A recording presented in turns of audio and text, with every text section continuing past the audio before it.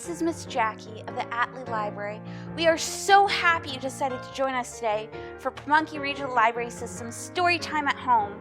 Today, we would like to thank the author, Dr. Seuss, and the publisher, Random House, for allowing us to read our Choose stories today.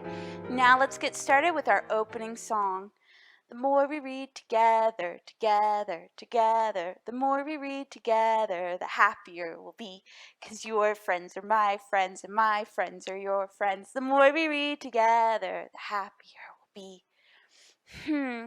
I wonder, I know I said his name earlier, but can you guess what we're doing today? I'll give you a hint. March 2nd was his birthday. Still nothing? Well, he's quite famous for his cat and some other wacky creatures too. In fact, our first story today is all about an elephant named Horton. That's right. We're celebrating Dr. Seuss by doing 2 stories by Dr. Seuss, starting with Horton Hears a Who. Horton Hears a Who by Dr. Seuss. Look, there's Horton. On the 5th of May, in the jungle of Newell, in the heat of the day, in the cool of the pool, he was splashing, enjoying the jungle's great joys, when Horton the elephant heard a small noise. So Horton stopped splashing. He looked towards the sound. That's funny, thought Horton. There's no one around. Then he heard it again. Just a faint yip, as if some tiny person were calling for help. I'll help you, said Horton. But who are you? Where? He looked and he looked, but he could see nothing there but a small speck of dust blowing past through the air. Do you see the dust? Oh, it's so tiny. I say, murmured Horton, I've never heard tell of a small speck of dust that is able to yell. So you know what I think? Why, I think that there must be someone on top of that small speck of dust. Some sort of creature of very small size, too small to be seen by an elephant's eyes. Look how small it is. You think you could see anyone on it? Some poor little person who's shaking with fear that he'll blow in the pool. He has no way to steer.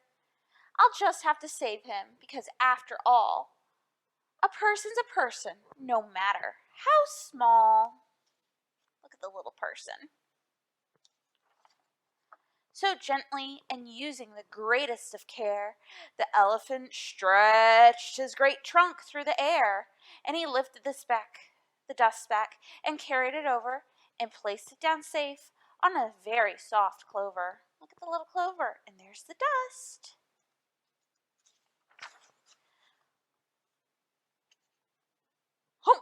Humphed a voice.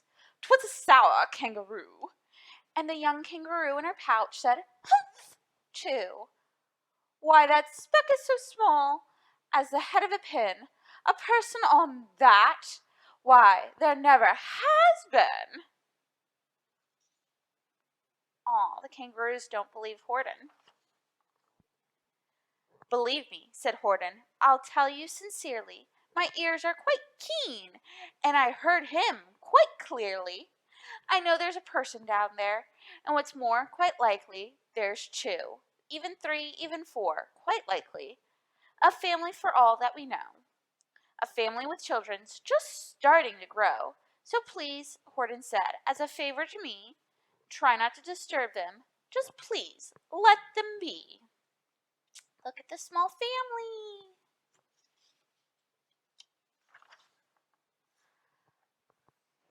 I think you're a fool, laughed the sour kangaroo. And the young kangaroo in her pouch said, me too. You're the biggest plumb fool in the jungle of Newell. And the kangaroo plunged in the cool of the pool, What terrible splashing! The elephant frowned. I can't let my very small person get drowned. I've got to protect them. I am bigger than they. So he plucked up the clover and hustled away. Look at the kangaroos. They're so inconsiderate. Through the high jungle treetops, and the news quickly spread. He talks to a dust speck. He must be out of his head. Just look at him walk with a speck on that flower. And Horton walked worrying. Almost an hour. Should I put the speck down? Horton thought with alarm. If I do, these small persons may come to great harm. I can't put it down. I won't, after all. A person's a person, no matter how small. Oh, the monkeys and other animals don't seem to respect Horton. I think Horton knows what he's talking about. Then Horton stopped walking. The speck voice was talking. The voice was so faint he could just barely hear it. Speak up, please, said Horton. He put his ears near it. My friend, came the voice. You're a very fine friend.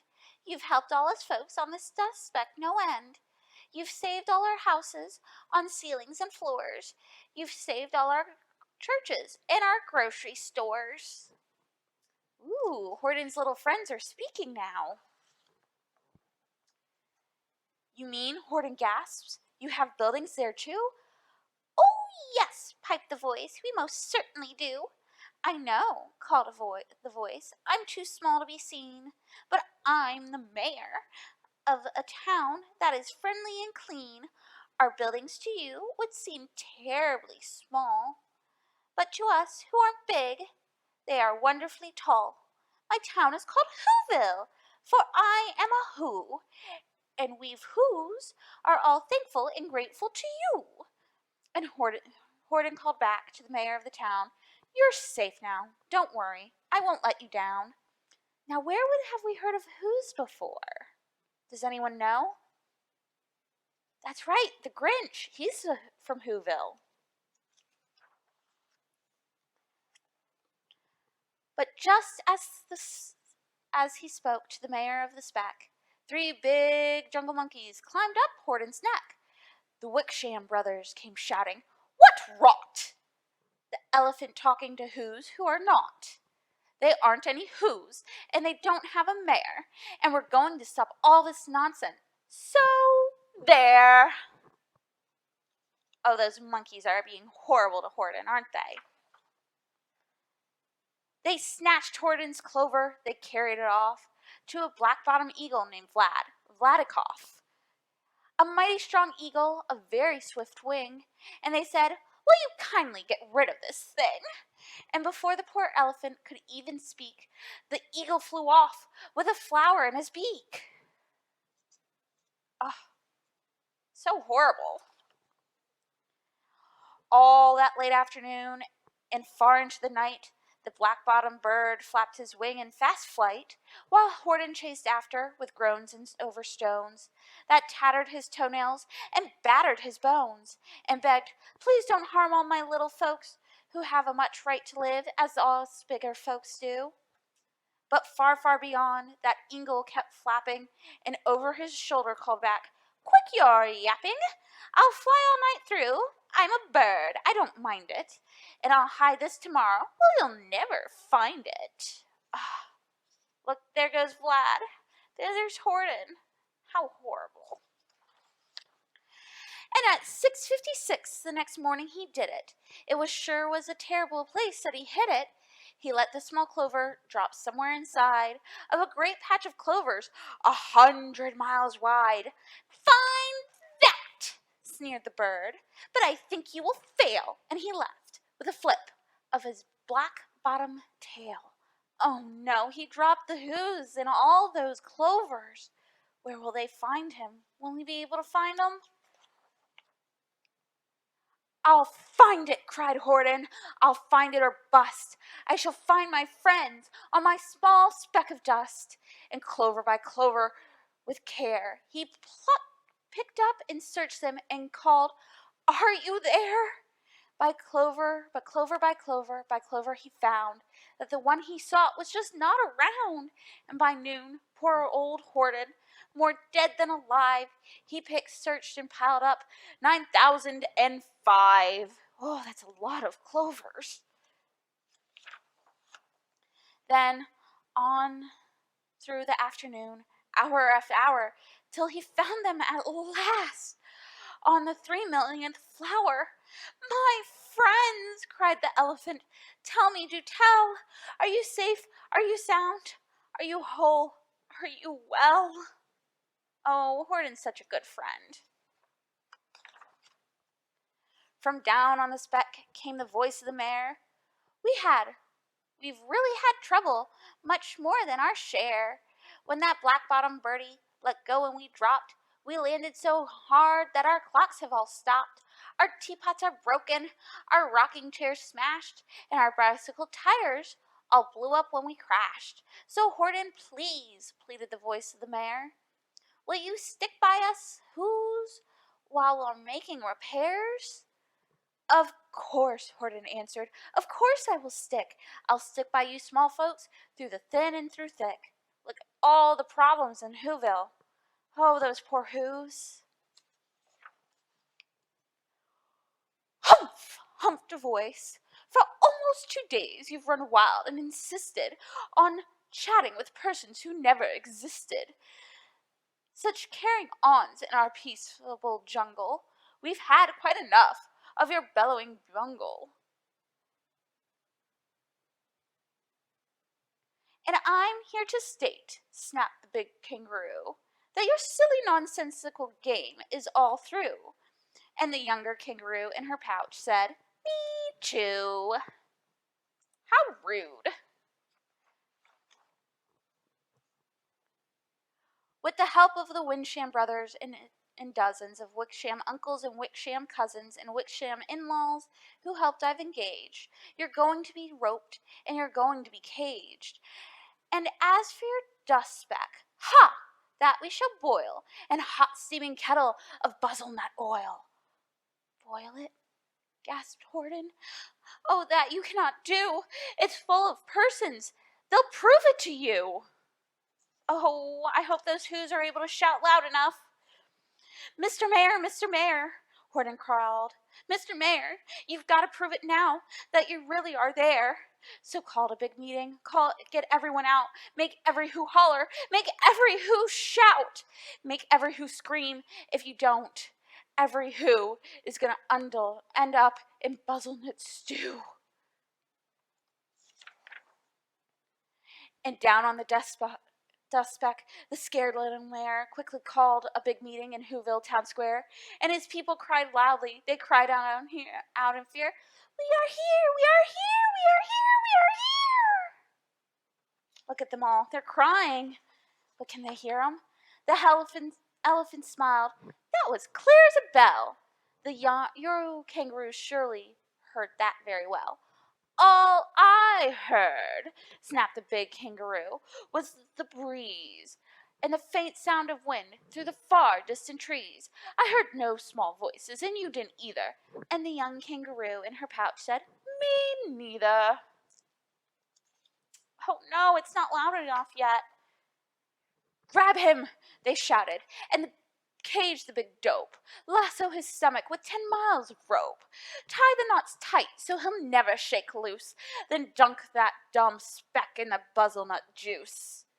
Horton fought back with great vigor and vim, but the Wickham gang was too many for him. They beat him, they mauled him, they started to haul him into his cage, but he managed to call to the manger, don't give up! I believe in you all. And you very small persons will not have to die if you make yourselves heard. So come on now and try. The mayor grabbed a tom-tom. He started to smack it. And all over Whoville, they whooped up a racket. They rattled tin kettles. They beat on brass pans, on garbage pail tops, and old cranberry cans. They blew on bazookas and blasted great toots on clarinets, opams and boomfahs and flutes.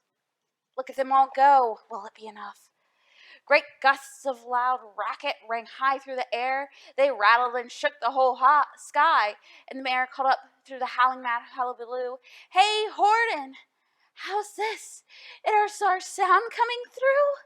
And Horton called back, "I can hear you just fine, but the kangaroo's ears aren't as strong quite as mine. They don't hear a thing. Are you sure all your boys are doing their best? Are they all making noise? Are you sure every who down in Whoville is working?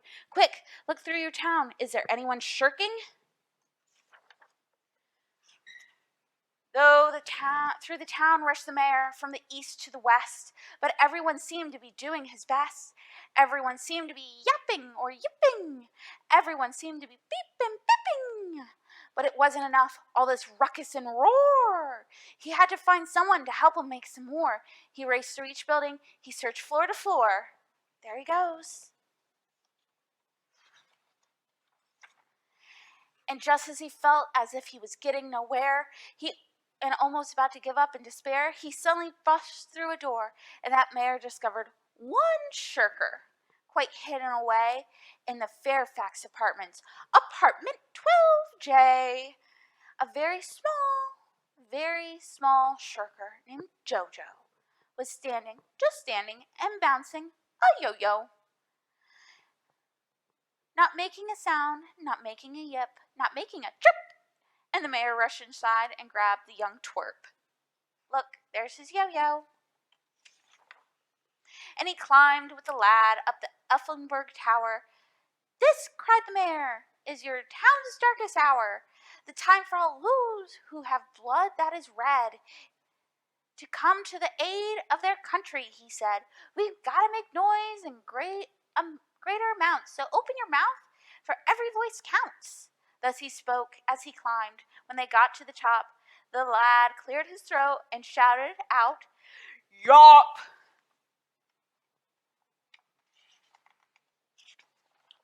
Was that enough, you guys think? And that yawp, that one small extra yawp, put it over. Finally, at last, from the speck on that clover, their voices were heard. They rang out clear and clean. And the elephant smiled. "Do you see what I mean? They've proved they are persons, no matter how small, and their whole world was saved by the smallest of all."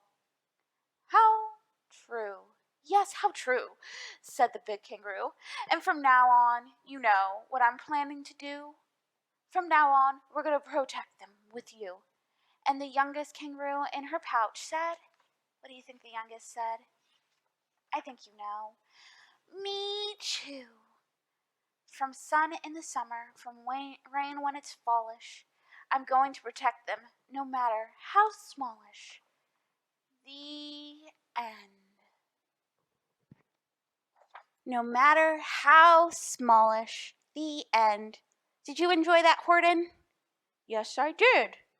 What about you who's? Did you enjoy it? Yes, we did. I hope you enjoyed it too.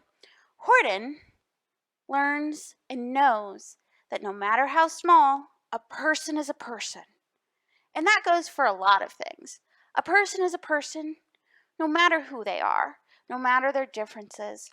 Horton here knows his stuff, doesn't he? So be more like Horton and not like the kangaroos. Perhaps we should do a little rhyme. Now, I'm not reading it today, but Dr. Seuss's most famous story is Green Eggs and Ham, along with the Cat in the Hat. But we're focusing on green eggs and ham. So I have a cute little rhyme, and I'm going to recite it twice. The first time is to get you used to it, and the second time is so you can say it along with me. It goes like this. Ham and eggs, ham and eggs. I like mine fried good and brown.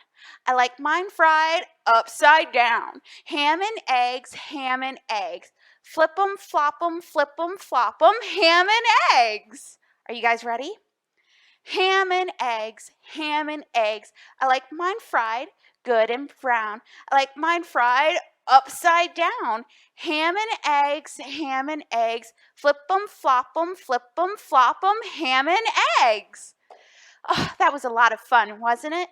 Now, Dr. Seuss, he had a lot of smart characters and a lot of smart phrases. So we have this little book called Seussisms, a guide to life for those who just started out and those already on their way. And it's made up of a bunch of different little phrases from Dr. Seuss. So shall we take some words of advice from Dr. Seuss? I think so. Shall we open it up? Let's see what his first advice is. Surround yourself with good people. But the yips and the steps, they're great fun to have around, and so are many, many other friends that I have found. This is from There's a Wookit in My Pocket. And then he has more advice on this page. Listen to good advice. Then he spoke great words of wisdom as he sat there on that chair. To eat these things, said my uncle, you must exercise great care. You may swallow down what's solid, but you must spit out the air. This is from my Uncle Terwiggler on the Art of Eating Propovers. Oh, some of these titles I've never heard of. What about you? Have you heard of them? Look at the cool art that's with it. Let's read a little bit more advice, shall we? Let's see. This one's on study. You can learn about ice. You can learn about mice. You can learn about the price of ice. You might learn a way to earn a few dollars, or how to make donuts, or kangaroo collars. This is from the book I Can Read With My Eyes Shut. Look at the kangaroo collars. They're silly, aren't they?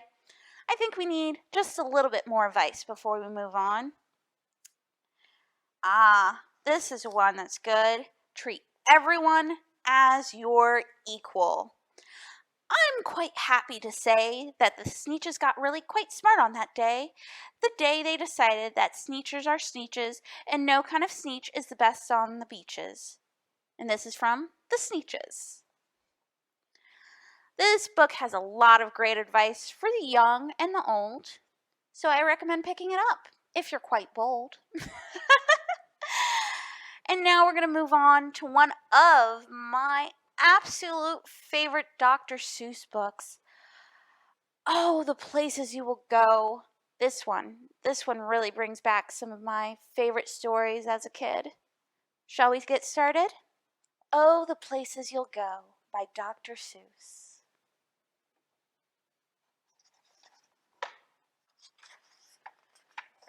Congratulations. Today is your day. You're off to great places. You're off and away. You have brains in your head. You have feet in your shoes. You can steer yourself any direction you choose. You're on your own, and you know what you know. And you are the guy who will decide where to go. Look, there he goes. You'll look up and down streets, look 'em over with care, and some you will say, I do not choose to go there. With your head full of brains and your shoes full of feet, you're too smart to go down any not-so-good street. What do you think the not-so-good streets are? You think this one's a not-so-good street? Maybe. And you may not find any you'll want to go down. In that case, of course, you'll head straight out of town. It's opener there in the wide open air. Look how open it is. Practically nothing is there. Out there, things can happen, and frequently do, to people as brainy and footsy as you. And when things start to happen, don't worry, don't stew. Just go right along. You'll start happening too. Look at the elephants and the little boy with them. Oh, the places you'll go. Wow, look at this place. You'll be on your way up. You'll be seeing great sights. You'll join the high flyers. You'll soar to high heights. There's our hot air balloon. You won't lag behind because you'll have the speed. You'll pass the whole gang, and you'll soon take the lead. Wherever you fly, you'll be the best of the best. Wherever you go, you will top all the rest. Whoosh! Look how far he's going. Except when you don't, because sometimes you won't. I'm sorry to say so, but sadly it's true that bang ups and hang ups can happen to you. You can get all hung up in a prickly perch, and your gang will fly on, and you'll be left in a lurch. Oh no, he's left behind. You'll come down from the lurch with an unpleasant bump, and the chances are then you'll be in a slump. And when you're in a slump, you're not in for much fun. Unslumping yourself is not easily done. Wow, look how dark and scary the place he is in. You'll come to a place where the streets are not marked. Some windows are lighted, but mostly they're dark. A place you can sprain both your elbow and chin. Do you dare stay out? Do you dare go in? How much can you lose? How much could you win? And if you go in, should you turn left or right?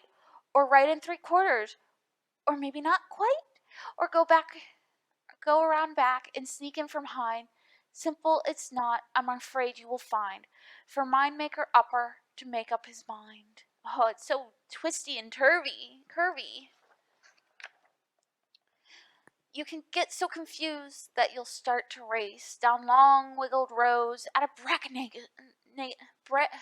breaknecking pace and grind on for miles across weirdish wild space, headed, I fear, towards a most useless place, the waiting place. What do you guys think the waiting place is? Doesn't sound nice. For people just waiting for a train to go, or a bus to come, or a plane to go, or the mall to come, or the rain to go, or the phone to ring, or the snow to snow, or waiting for a yes or a no, or waiting for their hair to go. Everyone is just waiting. Waiting for a fish to bite, or waiting for the wind to fly a kite, or waiting around for Friday night, or waiting perhaps for the Uncle Jack, or a pot to boil, or a better break, or a string of pearls, or a pair of pants, or wig with curls, or another chance. Everyone is just waiting. I think I'm waiting too sometimes. No, that's not for you. Somehow you'll escape all that waiting and staying. You'll find the bright places where boom bands are playing. Can you escape your waiting? With banner flip-flapping, once more you'll ride high, ready for anything under the sky. Ready, because you're that kind of guy. Look, he's no longer waiting. He's leading a band of elephants. Oh, the places you'll go. There's fun to be done. There are points to be scored. There are games to be won. And the magical thing you can do with that ball will make you the winningest winner of all. Fame. You'll be famous as famous can be, with the whole wide world watching you win on TV. That sounds fun. Except when they don't. Because sometimes they won't. I'm afraid that sometimes you'll play lonely games too. Games you can't win, 'cause you'll play against you. All alone, whether you like it or not. Alone will be something you'll be quite a lot. And when you're alone, there's a very good chance you'll meet things that scare you right out of your pants. There are some down the road between hither and yon that can scare you so much you won't want to go on. Oh no, so scary. I'm so alone. But on you will go, through the weather be foul. On you will go, though your enemies prowl. And on you will go, through the hankering cracks howl. Onward, up many a frightening creeks, though your arms may get sore, and your sneakers may leak. Oh, look at all the howling creatures. on you will hike. And I know you'll hike far and face up to your problems, whatever they are. Look, he's facing his fear. You'll get mixed up, of course, as you already know. You'll get mixed up with many strange birds as you go. So be sure when you step with great care and great tact. And remember that life's a great balancing act. You just never forget to be dexterous and deft, and never mix up your right foot with your left. Oh, look, where is our little protagonist? Do you see him? He's kind of hard to spot, but I think he's right there. And will you succeed? Yes, you will indeed. 98.75% guaranteed. Kid, you'll move mountains. Look, he's pulling a mountain. So, be your name Buxbaum or Bixby or Bray, or Mordecai Atlee Van Allen O'Shea. You're off to great places. Today is your day. Your mountain is waiting. So, get on your way. The end. I hoped you enjoyed Oh, the Places You Would Go. It's one of my favorite of Dr. Seuss's books. It really brings out great memories for me. But did you notice something that showed up both in Horton's book and in Oh, the Places You Will Go? That's right, those wacky trees. And I have a very simple craft for you. Excuse me, Mr. Cat. In my little Dr. Seuss cup, I have those funky little trees. Now I have two types. One is with a wooden dowel, and one is with one of those bendy, soft wires that you can get from craft stores.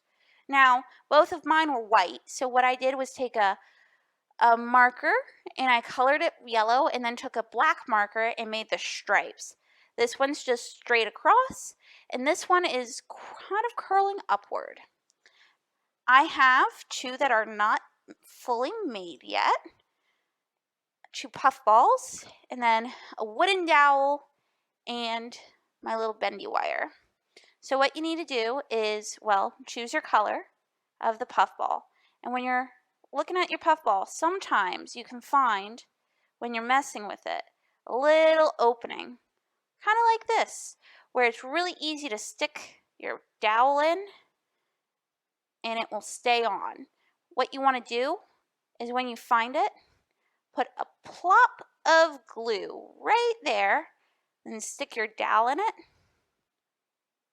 Hold it on tight for just a few seconds, and it should stay as long as you don't mess with it too much at first. But once you're done, you can kind of pluff it back up, and there you got your little Dr. Seuss tree. So we'll put this one in here, along with our blue and our red, or our pink, and now all we have left is the red. So, same thing with this one, and you just plop it in like this. This red likes to stick a little better.